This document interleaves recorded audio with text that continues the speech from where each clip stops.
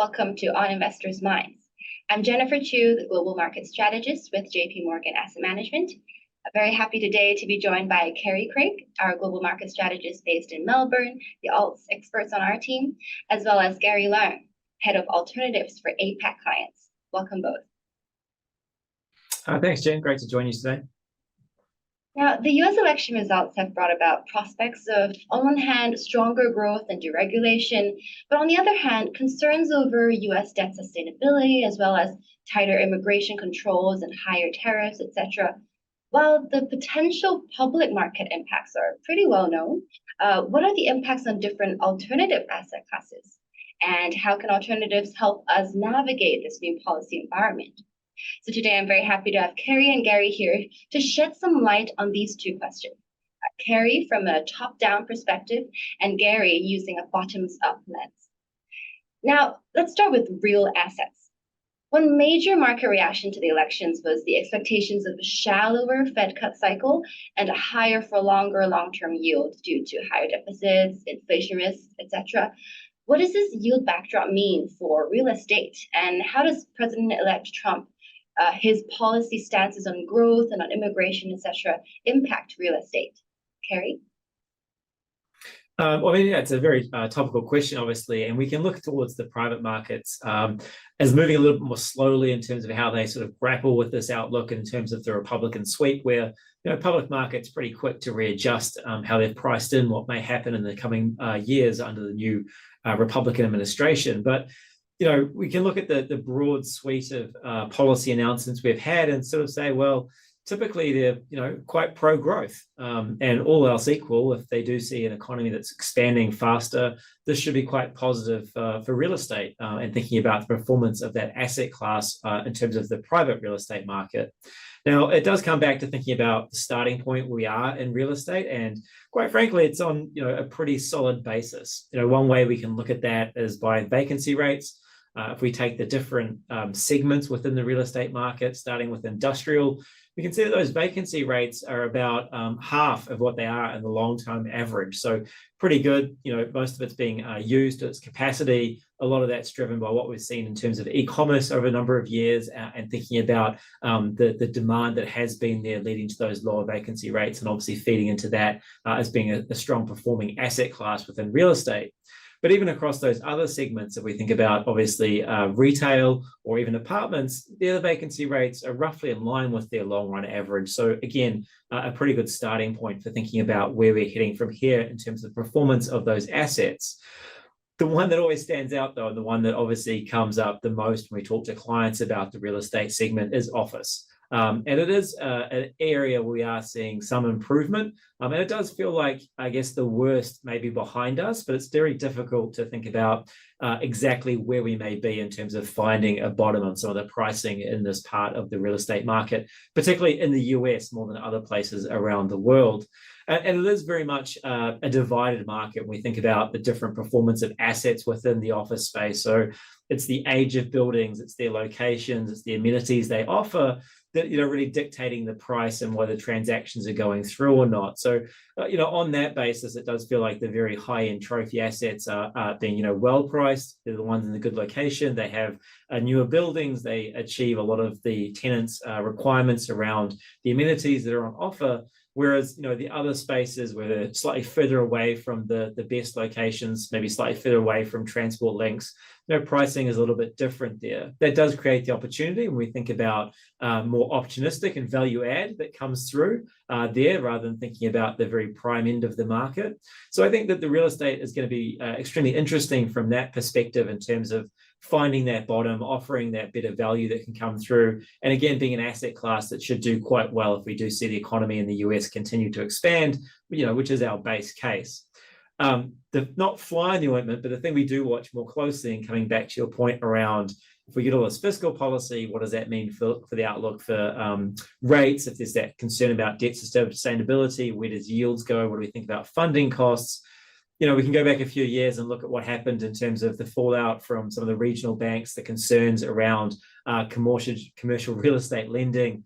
And obviously it depends on which side of the ledger you're sitting on. Are you thinking about it from a borrower or a lender perspective when you're approaching the real estate market? And this is where we would sort of watch closely the dynamics that are going to play there if there is a higher financing cost come through, depending on where you sit in that ledger. I think there is still an opportunity here, though, that comes through, because if you do see more stress or distressed opportunities around the sort of credit side of real estate and the lending side, again, there's an opportunity for those with fresh capital being able to step in and maybe picking up some good deals on the private lending side of the real estate, not just thinking about the ownership of the physical assets.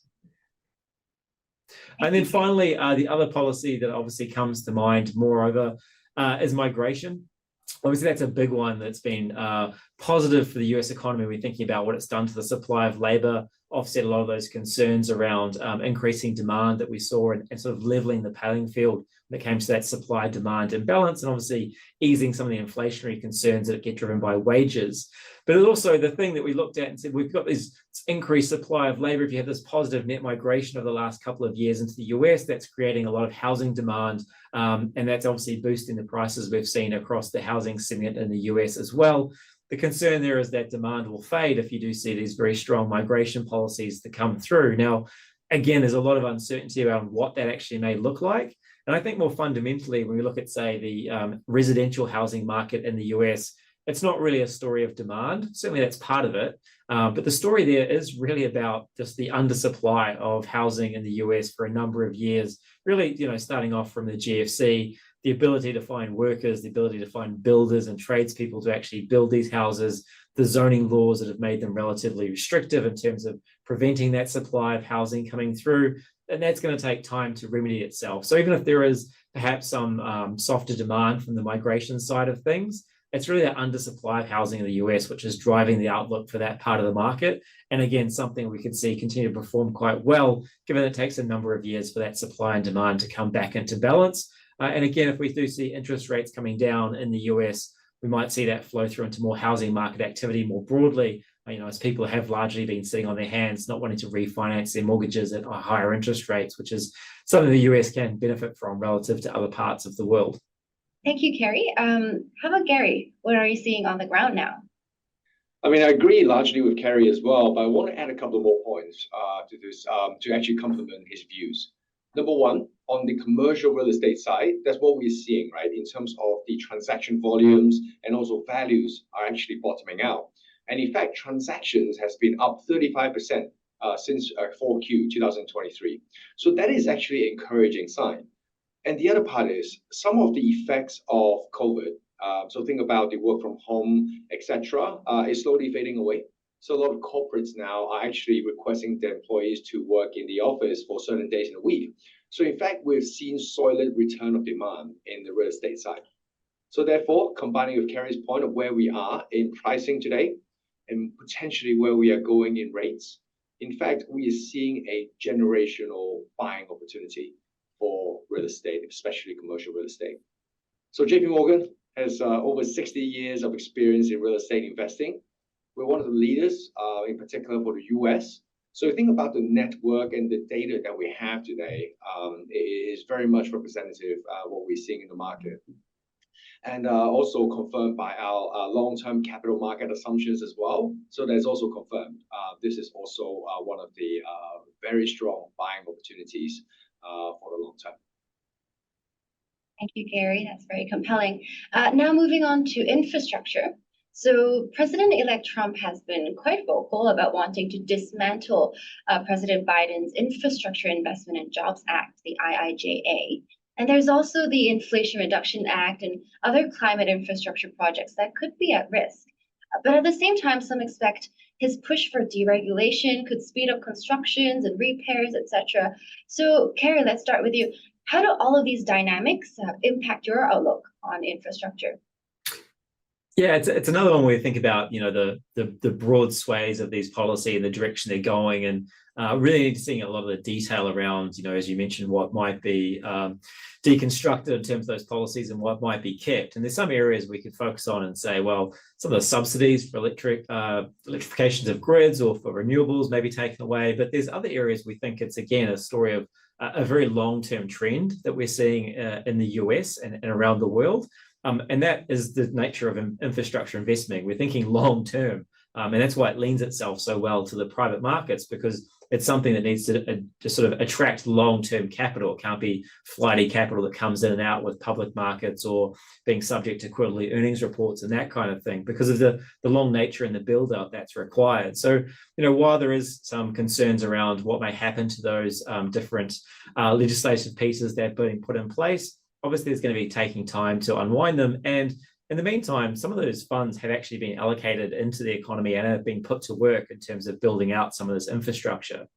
But it goes back to a larger point around, what we've seen in the US and other places around the world is that there's been, a willingness for governments to want to spend more and use their fiscal capacity to support growth and build infrastructure, whether it's to achieve some of those renewable goals.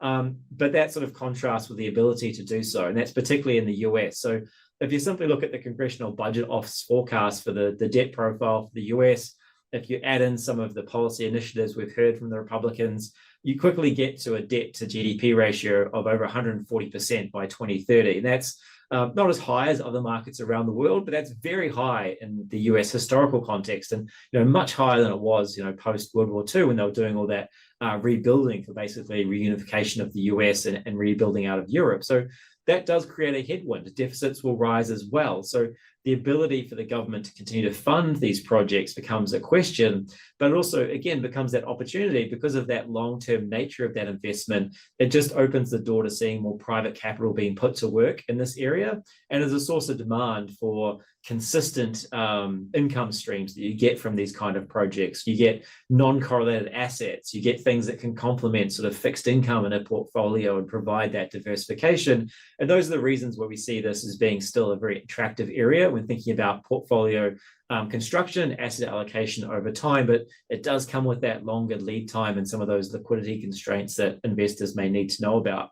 When it comes back to thinking about the actual policies themselves and the ones that may change, I just put it in context of saying that there are different estimates available, but one that we focus on is the fact that there's a need or an estimated need for about 12 trillion US dollars in infrastructure build out in the US by 2040.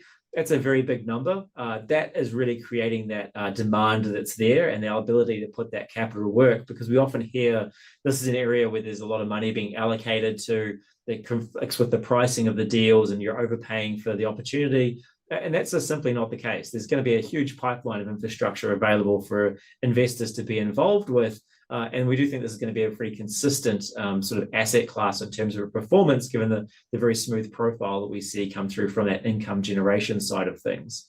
When it comes to the themes that we think are important, obviously there's a few there. It's about the electrification of national grids. It's about the demand that's being created by data centers that's coming through. It's about broader decarbonization of the economy. It's just the ability to generate electricity for rising needs of demands in the US. And I think this is something that's going to play through consistently, and it's going to lean itself more towards those renewables relative to fossil fuels, given, just the lower cost of production that comes with that. Just the simply thinking about the demand for EVs, it's going to power that, the demand for AI, and how data centers need to be built and they need to be funded through both water to cool the processing and also electricity to drive them forward. So there's these different dynamics at play. So while some of those policy initiatives we're hearing about and some of that rollback of what things have been put in place may impact those subsidies and could have have particular impacts around certain areas, I think the longer term trend is that the demand for electricity, particularly in the US, is rising. And if we play that through that decarbonization theme as well,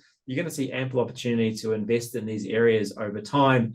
And again, the final bit of that policy initiative side of things is that we hear about it from the federal level. When you're investing in things that generate electricity, it's often coming through at the state or local level, and there can be different rules and regulations in place that are very different from what the federal government is doing and how that money and subsidies are actually being used, which is, again, something to consider when you're thinking about allocating towards infrastructure, taking advantage of some of these themes that are playing out in the very long-term nature of what we see changing in the US and global economy. Thank you, Kerry. Gary, what are you seeing from a bottoms-up perspective? Are there any sectors that you favor given this very uncertain market environment we're entering? For the bottom up, we actually look at the entry point of infrastructure. As opposed to listed, we preferred private non-listed infrastructure, because there are two potential benefits there. Number one, they're not subject to the market movements, which equity market in particular has been very volatile. And secondly, if you're investing into private infrastructure, that's where you get access and actually control of some of these assets that are needed to be value added. And then the other part is sectors, as you mentioned. I think investors should also broaden out from what Kerry has mentioned, what we call fixed infrastructure. For us, we're looking also at transportation assets, and we define them as mobile infrastructure. So think about what is mobile infrastructure. So these are assets that moves goods around the world. So think about like our electricity grids, gas, water pipes. They move certain commodities from one place to another. And transportation, they move goods, they move gas, they move others, right, to all places around the world. So for us, JP Morgan actually is a top 10 ship owner in the world. So in fact, I think we're eligible to share some dynamics here as well. So if you think about shipping, right, we will focus on the core transportation asset investing. So what it means is that we will buy the ships at inception. So i.e. we build them and we hold them to the end of its usable life. So we don't really trade ships and all that. As you can see previously, there are different ship cycles and all that. We're not susceptible to that. So all we need to do is, just like infrastructure investing that Kerry mentioned, if we find a good counterpart, a good offtake, a good lessor for our assets, then we'll be able to get very stable market uncorrelated income from leasing. So what we're seeing now, transportation asset, some people may say that there are a lot of risk around the world, geopolitics, wars, etc. But we actually see transportation assets as a hedging of these risks. Let me give you a few examples. Number one, we're seeing change of supply chain around the world. So ever since COVID, a lot of producers have moved away from China to other parts of the world. Think about Southeast Asia, where there's no existing roads or infrastructure that actually transport these goods. And the only way they could do it is actually through ships. So demand for us actually has been on the rise since then. And it's going to continue. And the other part, Russia and Ukraine. Think about the war that they have in here. And Russia has been one of the largest supplier of gas to the Western Europe. So what we're seeing now is that those pipes are no longer supplying. So in the Western Europe, where are they going to get the gas from? They're going to get it from the rest of the world. And how are they going to be transported? By LNG tankers. So the other one is Middle East conflict. So think about where we are now. The Red Sea is now what we call the red zone. It's going to be very hard for transportation assets to go into that without being subject to the risk of being hit by missile. But what we're seeing now is that a lot of these ships are going around Africa. But at the same time, they still need to meet shipping schedules.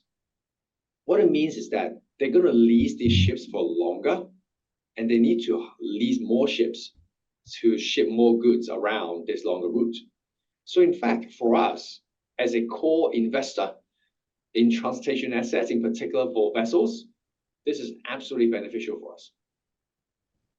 Thank you, Gary. Really reminds us of the diversifying role that alternatives play in our portfolios.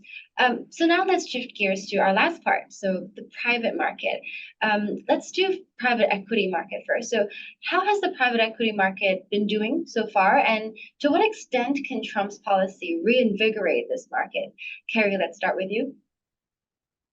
The private equity space has been challenging for many investors, given that the exit market has largely been closed. There hasn't been a huge amount of IPOs.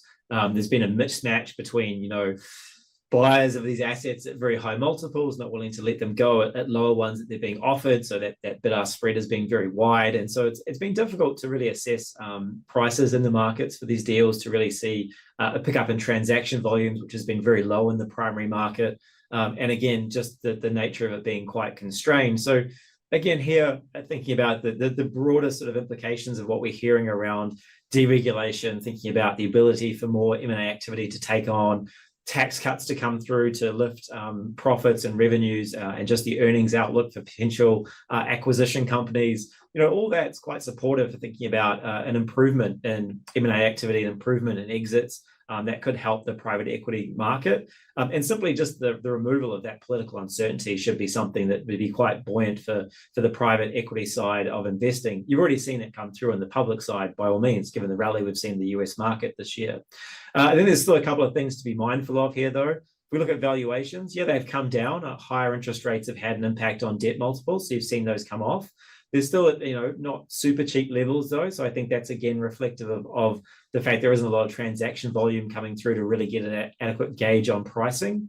And there might still be GPs out there sitting on assets they've paid a lot of money for, not willing to let them go at lower multiples. So you're seeing more use of things like continuation funds, like these assets being rolled into other vehicles to keep them going. And that largely happens through the secondaries market. So again, we think about the PE side of things, there's obviously the use of leverage. Those lower interest rates coming through could be quite meaningful for those thinking about big LBO leverage buyout deals and seeing that support come through there. The ability to take companies public, that being something that's becoming more meaningful in the future. But we do have that question mark around just how low rates can go if the Fed is concerned about stickier inflation.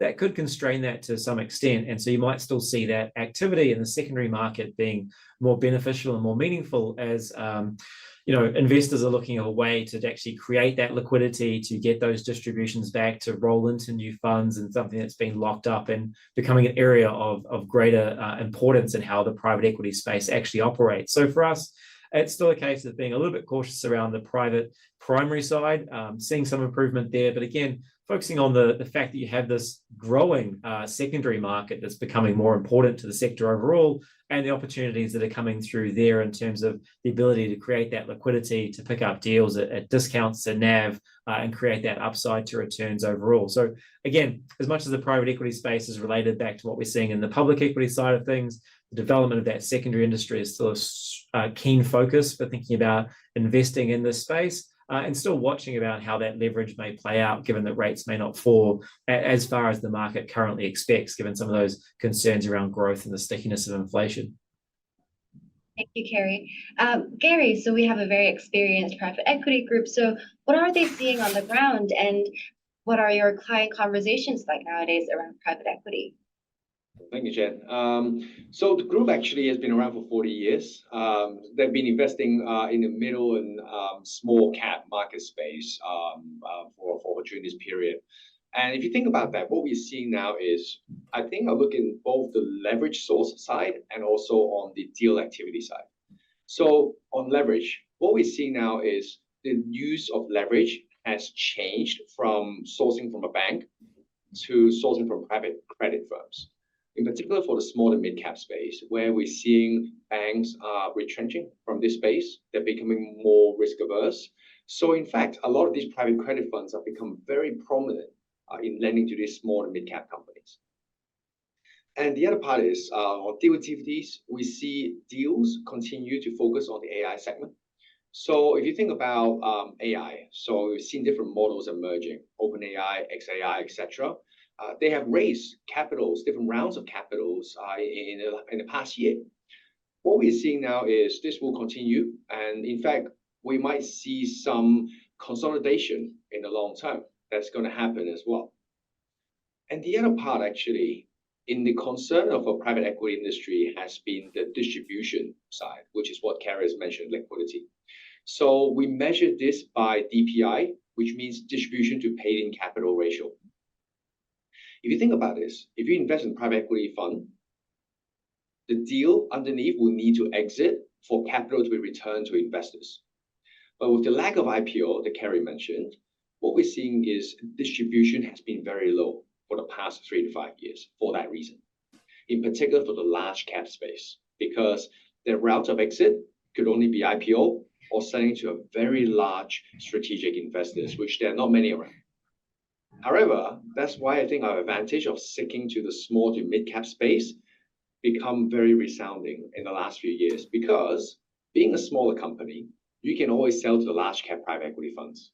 And you can also sell to the smaller strategic buyers. But also, you can also IPO as a smaller deal. So in fact, our exit route or our exit activities comparing to the large cap funds, for us, has been business as usual. And in fact, our distribution ratio compared to large cap funds, right? Like we are at least double of what they are in that DPI.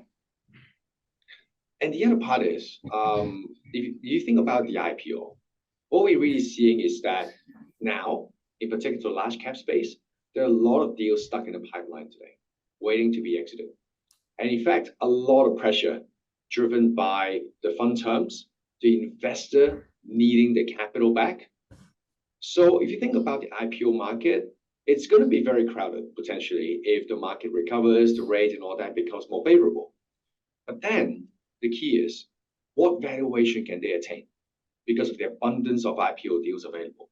So in fact, how the investors' appetite on the public side and also the deal type that they go into IPO is going to be critical of what valuation they can attain. So we're going to see this bifurcation in valuation.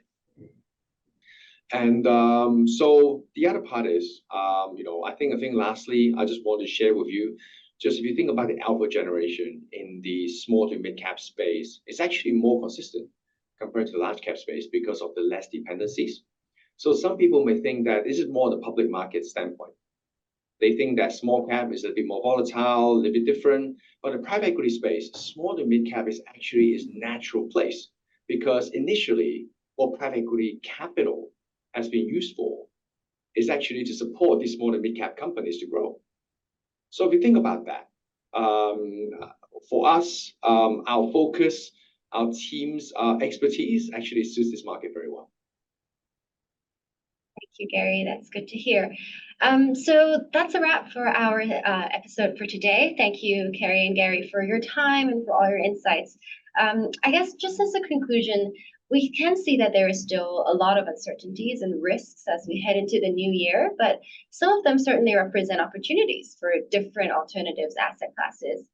But of course, we often tell our investors not to position portfolios solely on policy speculations and expectations. So it's still important to remember that regardless of how the policy landscape shifts, alternatives as an asset class can continue to provide diversification, steady income, and an inflation hedge, perhaps now more important than ever. So with that, thank you once again to our speakers, Kerry and Gary. Thanks everyone for listening in, and we'll see you next time. Thank you. This content is a general communication being provided for informational purposes only.